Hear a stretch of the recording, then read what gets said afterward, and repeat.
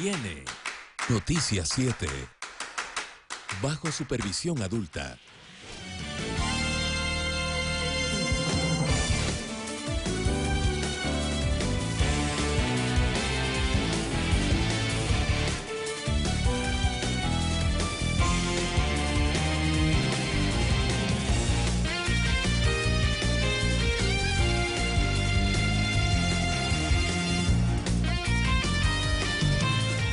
¿Qué tal, amigos? Muy buenas noches. Bienvenidos a Noticias 7. Les contaremos una posible reforma a la ley de tránsito. Fue analizada por el jefe de Estado, Rafael Correa, y representantes de federaciones de transportistas del Ecuador. Esta y otras actividades cumplió este lunes el presidente de la República aquí en la capital. Así iniciamos. Bienvenidos.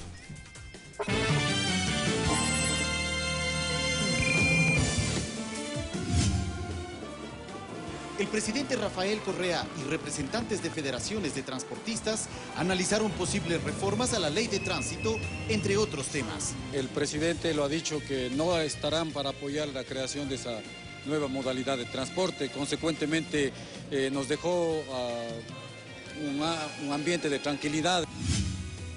Hoy se reveló la identidad de una de las personas que permanecía desaparecida en el caso González y otros. Va a sostener la teoría de que no solo hubo una ejecución extrajudicial, sino la desaparición de personas. Una menor de edad secuestrada en una casa de salud fue rescatada en menos de 12 horas. Con los equipos rastreadores que tiene la policía, que tiene una precisión de 50 metros, se vio dónde estaba localizada esa persona y en 12 horas se recuperó a la bebé. Ese es el nuevo Ecuador, compañero. En lo internacional, en Londres, el primer ministro David Cameron anunció la creación de una unidad para las negociaciones de la salida del Reino Unido de la Unión Europea.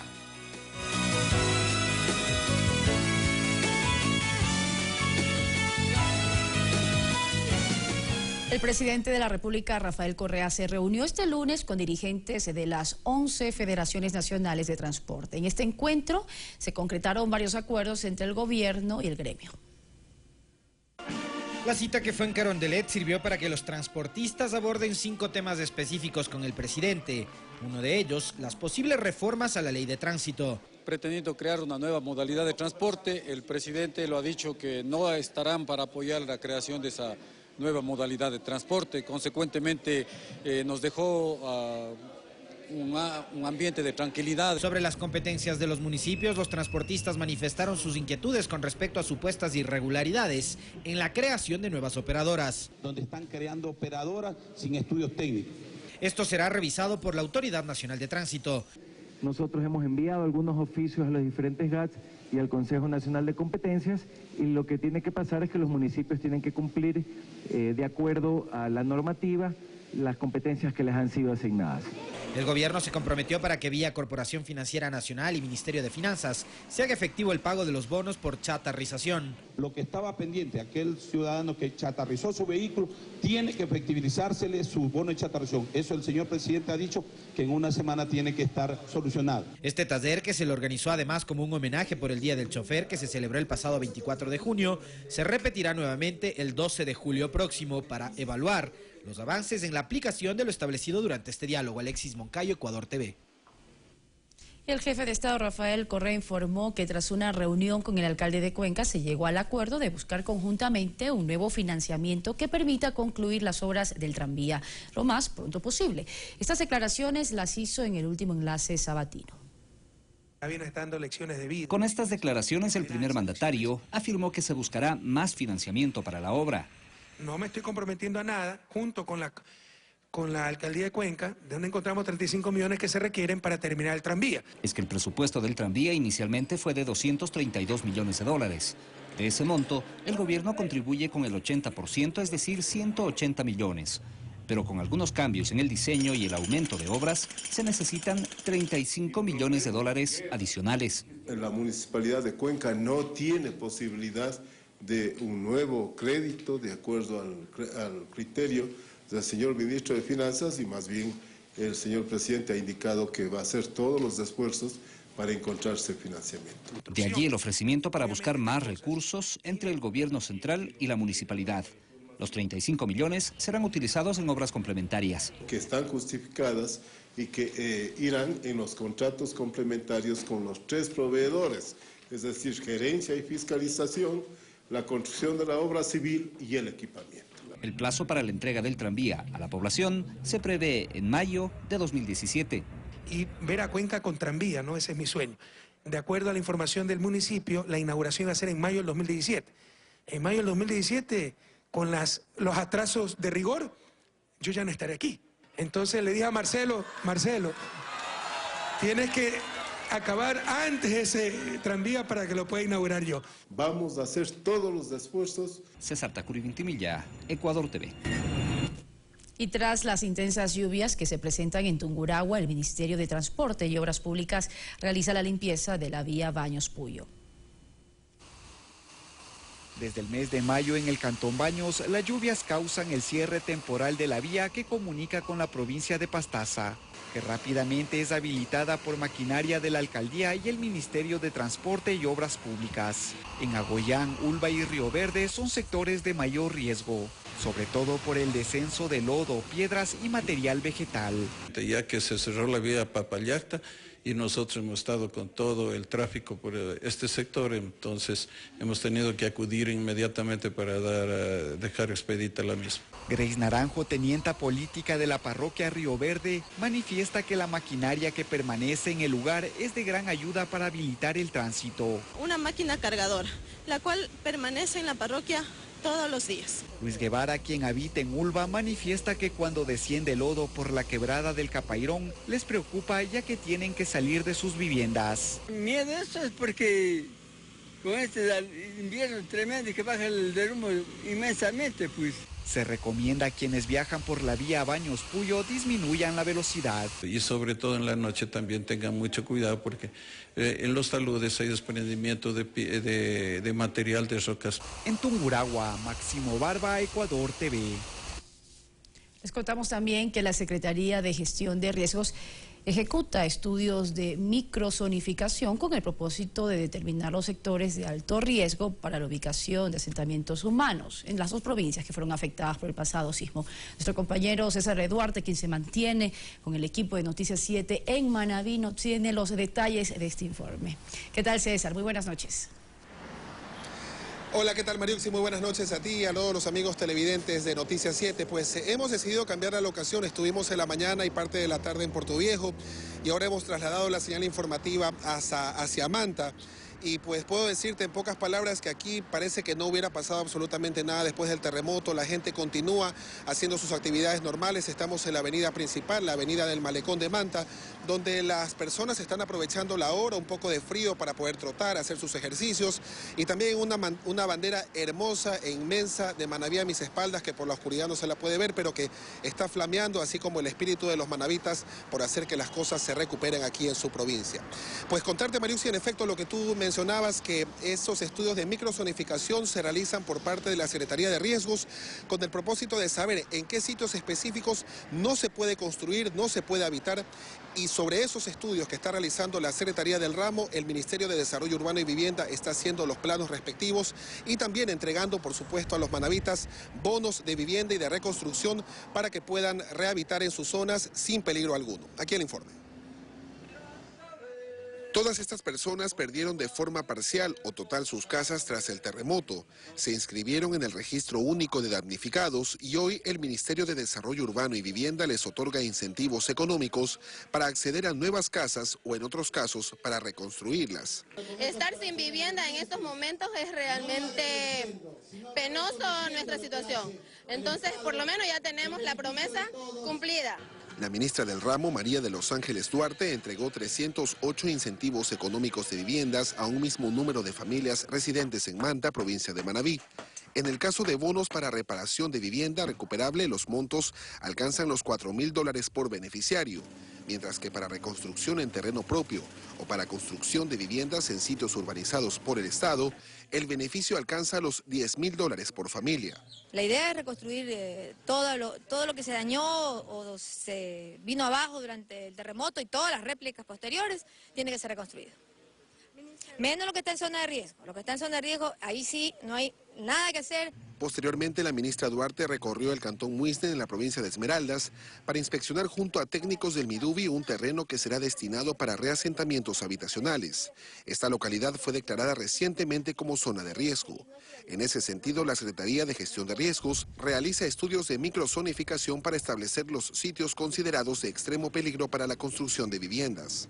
Se han hecho estudios de interferometría para determinar cuál es el desplazamiento, cuál es la conducta de nuestros territorios. Es más, identificando zonas de riesgo, y tengan la certeza que no existirá 1 centímetro del territorio ecuatoriano donde no tengamos estudios profundos, estudios muy analíticos con todas las técnicas del caso para identificar dónde sí, dónde no. Los resultados de estos estudios serán evaluados y presentados por el vicepresidente de la República, Jorge Glass. César Eduarte, Ecuador TV.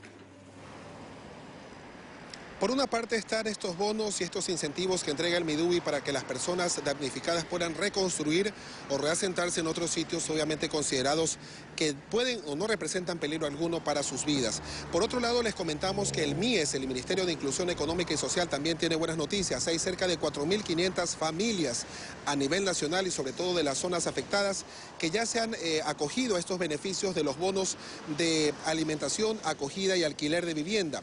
Obviamente el MIES entrega estos incentivos, esos créditos, con el propósito de ¿qué? De que las familias damnificadas que permanecen en los albergues vayan abandonándolos de a poco.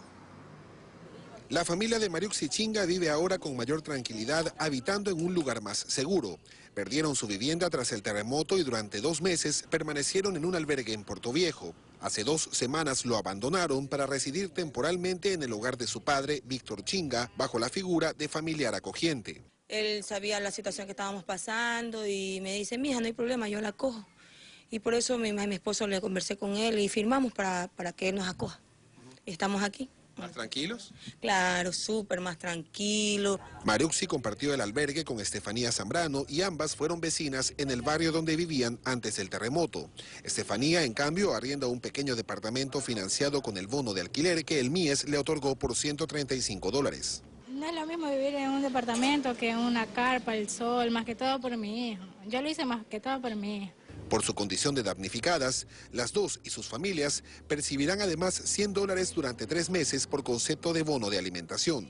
Nosotros hemos actuado con celeridad, estamos haciendo una evaluación posterior, como lo pidió el señor presidente, para darle agilidad a cada una de las entregas de los bonos. En las oficinas del MIES en Portoviejo se recetan diariamente las solicitudes de personas que desean acceder al registro único de damnificados para acceder así a los beneficios de los bonos. Hasta la semana pasada teníamos 65.000 inscritas y ahí ya vamos a ir evacuando porque usted sabe, no todas quieren acogerse al bono que da el MIES, sino también lo que quieren es el bono del Midubi. Cabe recalcar que este registro solo estará vigente hasta el próximo 30 de junio. Con imágenes de Mario Crespo, César Eduarte, Ecuador TV. Y continúan los aportes obligatorios determinados en la Ley de Solidaridad. Esta vez las personas que perciban más de $1.000 aportarán dependiendo del porcentaje que establece la ley, con una pequeña aportación para su sueldo. Según el reglamento aprobado por el SRI, las aportaciones de la ley solidaria son el 3.33% sobre las remuneraciones, el 0.9% de patrimonios individuales de más de $1 millón y 1.8% de bienes inmuebles y derechos representativos de capital, además del 3% de utilidades. Esos aportes se dividen en 3 cuotas. Sobre el aporte de un día de salario, este aplica desde aquellos que ganan más de $1.000. Desde el 20 del presente mes, iniciaron pagando quienes tenían el número de cédula terminado en los dígitos 1, 2, 3, 4, 5 y 6. Para los demás, el calendario vence en el caso de los que deben aportar por una sola vez este 28 de junio. Es importante conocer que quienes ganen un salario inferior a los $1.000 también pueden aportar de forma voluntaria y, de ser el caso, deben expresar este deseo a su patrono para que se realice el descuento correspondiente. Recuerde que si no se apega a estas fechas, incurre en el pago de multas. César García, Ecuador TV. 19 horas con 14 minutos, una hora menos en el territorio insular y así, Mariuxi, con estas informaciones positivas, por supuesto, de lo que pasa por Manabí, de lo que sigue ocurriendo en Manabí, despedimos esta transmisión, no sin antes decirles que, por supuesto, hay un frío bastante intenso, pero a la vez un calor abrasador por parte de las personas de los manabitas que quieren levantarse y seguir adelante. Ese al menos es el espíritu que hemos percibido durante estos días que hemos permanecido acá. Mariuxi, tú continúas en estudios. Gracias, César, por ese informe. Bueno, esa es la actitud de los manabitas, ¿no? Levantarse y sobre todo agradecer también toda esa ayuda infinita que ha recibido la provincia por parte de todos los ecuatorianos. Hacemos aquí nuestra primera pausa. Al regresar tendremos detalles sobre el caso denominado González y otros. Volvemos.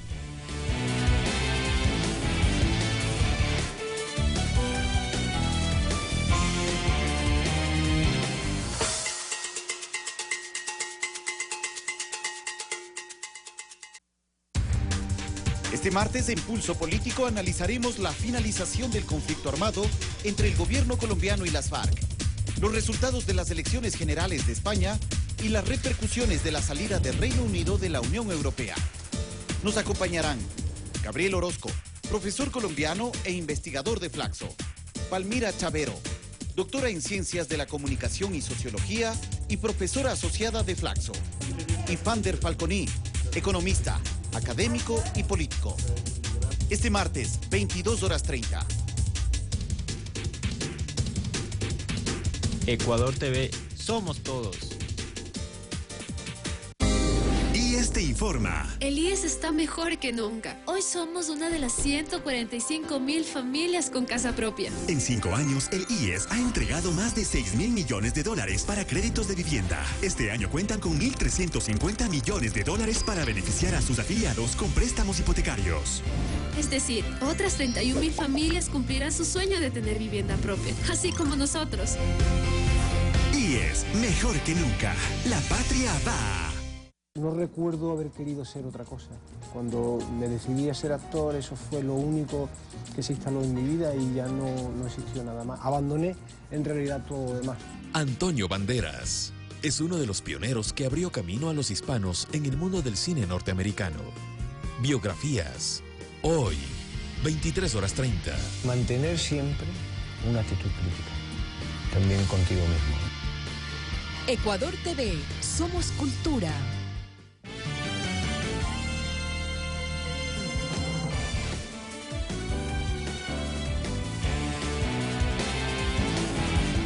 Estamos de regreso con más noticias. Como lo anunciamos en la Corte Nacional de Justicia, se desarrolló una nueva audiencia para esclarecer las desapariciones en el caso denominado González y otros, que responde al operativo policial desarrollado en una farmacia de Guayaquil en noviembre del 2003.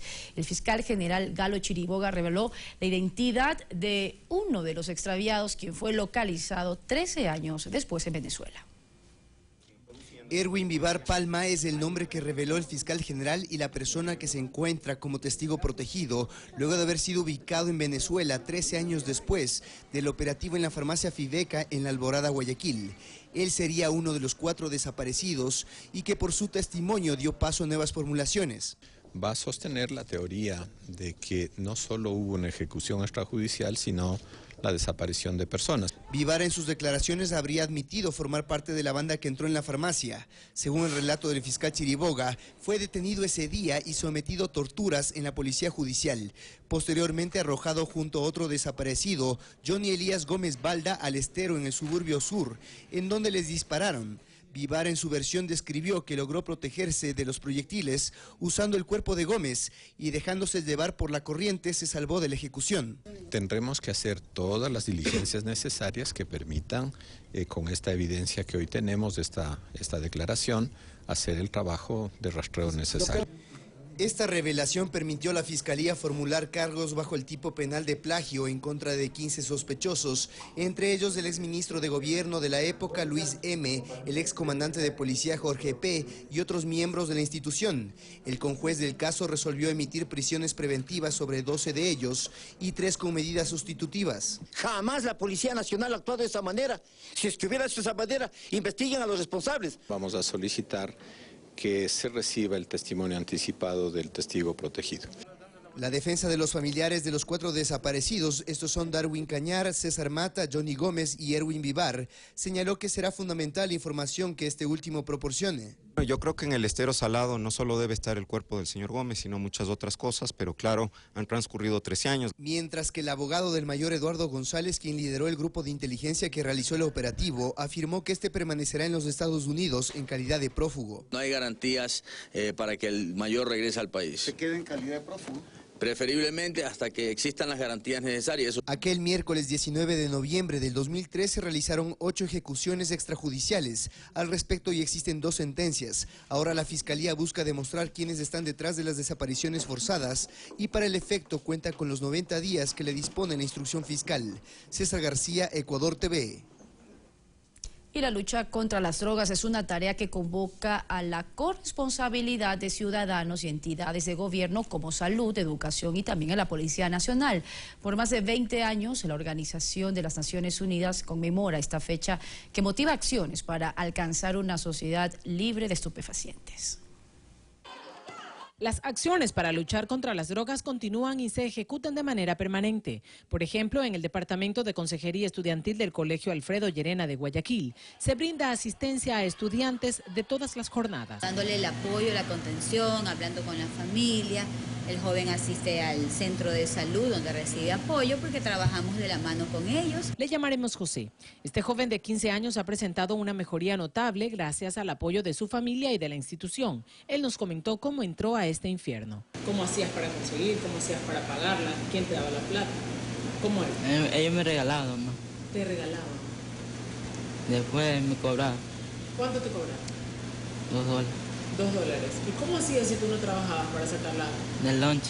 En todos los planteles educativos se ejecuta un proceso desde el año 2014 en coordinación con el Ministerio de Salud Pública para identificar los casos existentes que se pueden clasificar en consumo esporádico, que es por curiosidad, consumo social que se registra en reuniones o el consumo problemático cuando se trata de una adicción. Bien es cierto, la droga ya se llega a los grados de problemático, es una enfermedad que tiene que ser ya controlada, ya con medicamentos.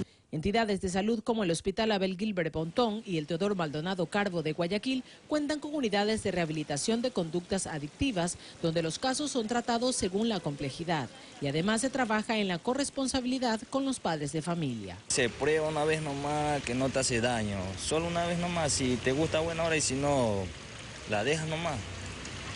La cosa fue que me dio curiosidad y la seguí probando cada día más. Que no lo tengan solo con el televisor, que le pregunten cómo está y cómo se siente, que el adolescente sienta que sí lo quiere. El Día Internacional de la Lucha contra las Drogas invita a la reflexión ciudadana para evitar esta amenaza para la integridad física, mental y moral de los jóvenes y por ende de la sociedad.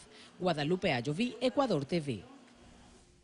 Y un trabajo interinstitucional logró rescatar en menos de 12 horas a una menor de edad que fue secuestrada de una casa de salud. El presidente Rafael Correa destacó este hecho como un referente de la gestión de seguridad. Este suceso, consideró el jefe de Estado, no hubiese tenido este feliz desenlace con la infraestructura montada antes de su gobierno.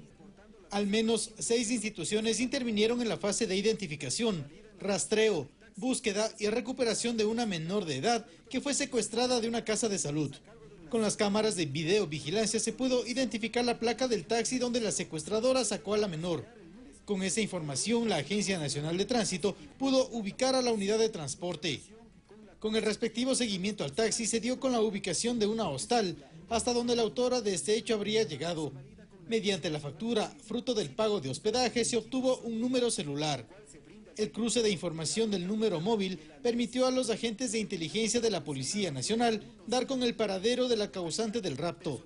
Con los equipos rastreadores que tiene la policía, que tiene una precisión de 50 metros, se vio dónde estaba localizada esa persona y en 12 horas se recuperó a la bebé. Ese es el nuevo Ecuador, compañero. Durante el informe de labores del último sábado, el presidente resaltó que acciones de este tipo ubican al Ecuador como el segundo país en América Latina en tener altos estándares de seguridad. La tasa de homicidios por cada 100.000 habitantes fue de 6.4 casos en el 2015. Para que vean cómo está actuando la policía, cómo es la década ganada, lo que llaman derroche, los demagogos, los mediocres de siempre, cómo redunda en seguridad para nuestras familias, en bienestar para nuestro pueblo. La semana anterior en Carondelet se reunieron los ministros del sector de seguridad, donde justamente se destacó lo realizado hasta el momento y los retos a cumplir en lo que queda de la gestión gubernamental. Donde se dio prioridad en la actuación de nuestra Policía Nacional, por ejemplo, en los distritos más peligrosos o priorizados de acuerdo a la georreferenciación del delito. Javier Ceballos, Ecuador TV. Y el ministro de Agricultura y Ganadería, Javier Ponce, recorrió la ciudad de Tulcán. El propósito de esta visita fue para anunciar la operatividad de un grupo interinstitucional que va a combatir el contrabando en la frontera norte. Desde esta semana en Carchi operará un grupo integrado anticontrabando, una medida tomada por varios ministros como una alternativa para frenar el comercio informal en la frontera norte, como así informó Javier Ponce, ministro de Agricultura y Ganadería, en su visita a Tulcán. Equipos permanentes, no para hacer operativos intermitentes, sino permanentes, 10 equipos. El grupo estará integrado por personal militar, policial, de aduana, SRI, MAGAF y agrocalidad. Por el momento el contrabando, yo voy a hablar con el ministro del Interior para manejar el abigeato. Hay una muy buena unidad de control del abigeato que nos ha dado resultados en algunas partes del país. Nosotros estamos ejecutando el control en algunos de los pasos ilegales y esperamos mantenernos ahí hasta que podamos recibir alguna disposición más. Ponce explicó que las unidades móviles serán permanentes, pero rotarán por todo el cordón fronterizo. Si bien van a tener puntos referenciales, van a ser muy móviles, pero eso ya hace parte de la estrategia. Aquí nosotros vamos a tener un contingente bastante fuerte de esta actividad y en ese momento que toque actuar, pues tendremos que actuar con todo el rigor de la ley. Además, la Autoridad Nacional en su recorrido mantuvo un encuentro con autoridades de control. También se reunió con productores de leche del Centro Agrícola de Tulcán, quienes se beneficiaron con créditos del Ban Ecuador. Nos estamos beneficiando de este centro agrícola porque se nos está pagando la leche y de acuerdo a lo que ya el Estado ha planificado, ¿no? Para que conozca nuestra organización los modelos de gestión que nos estamos desarrollando para poder nosotros dar oportunidades al pequeño y al mediano productor de leche de Tulcán específicamente. Al finalizar su recorrido por Tulcán, la autoridad entregó escrituras públicas a 100 carchenses. En Tulcán, Lucy Jiménez, Ecuador TV.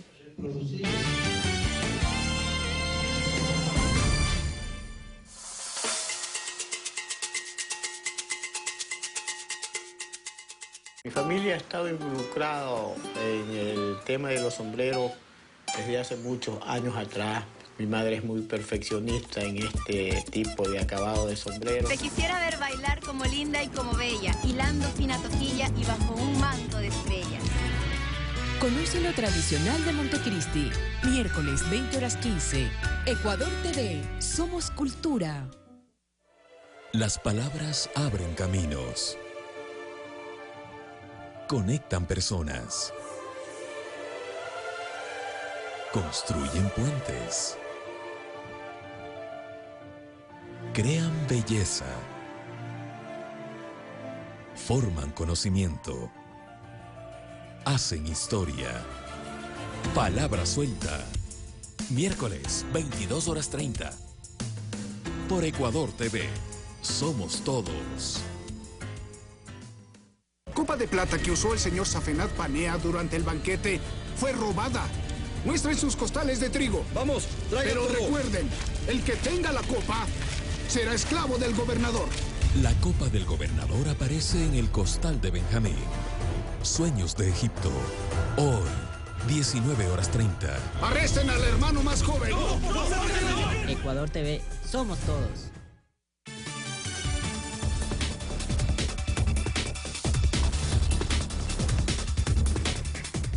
Y de regreso en la información internacional les contamos que en Londres el primer ministro David Cameron anunció la creación de una unidad para que prepare las negociaciones de la salida del Reino Unido de la Unión Europea. Además, un equipo técnico del Senado de Brasil descarta pruebas sobre la vinculación de la presidenta Dilma Rousseff.